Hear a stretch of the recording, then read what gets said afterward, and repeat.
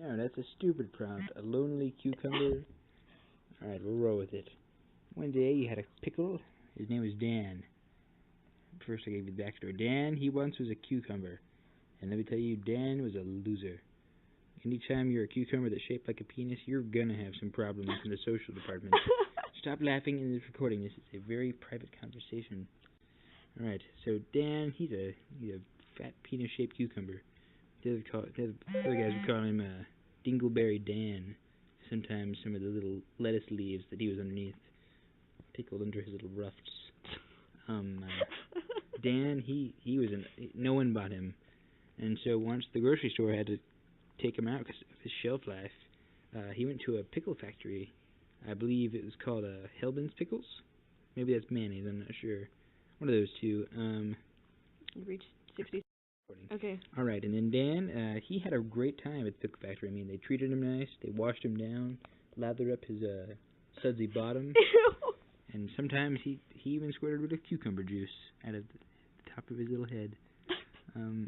Dan, he was a lonely pickle, even before he was sliced.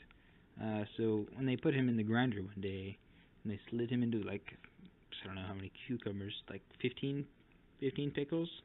Do you think that's about right? We're talking. I was asking a theoretical question. Okay. First, use your. Okay. You're gonna talk to me. You're gonna have to use your hand signals. Okay. So Dan, about 15 pickles, we say. He got shoved, all of them in the same jar, magically, and then he was shipped off to the same store that he was originally a nice big fat cucumber in. So Dan, he's sitting on the shelf. He's lonely. No one wants to buy these pickles. These pickles are blue. His undercarriage had been so underkept that it had turned his innards blue. What some might call blue balls in the porn industry. So Dan, he's sitting on he's blue pickles, obviously very low quality control in whatever pickle factory was made. So he's sitting on the shelf. He's just wasting his time. He's sitting there on the shelf, singing pickle songs, drinking some vinegar, because that's what they make pickles out of. And then one day you have a really lonely loner fellow. His name was Dan, if I'm not mistaken. Scraggly beard, silly top hat. Why they all named Dan? You gave me the freaking name. I came up with the name, whatever it was. And so Dan, he's a homeless fellow. So he grabs the pickle jar and he walks out the store with it. So Dan, the homeless man, he sits on his curb, eating his blue pickles. And then a policeman comes up and he's like, "Excuse me, Mr. Homeless Man, but you seem to be eating some blue pickles. What's up with that?" And so Dan, the homeless man, is like, "Well, officer, I'm just eating some pickles. I don't know what you're talking about. What's wrong with eating pickles? Is it a crime to eat pickles in America?" Because this story takes place in Portland, Oregon, if I recall correctly.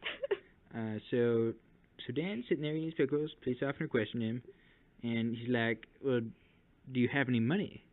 He's like, "No, I spent them all on these pickles, because I'm a homeless man and I need to eat food more than I need to buy fancy speaker equipment."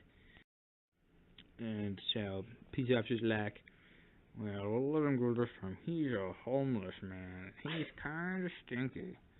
And then the police officer gave him $5, and because he wanted to take a shower. Because every time you pull over a homeless man, you want him to bathe.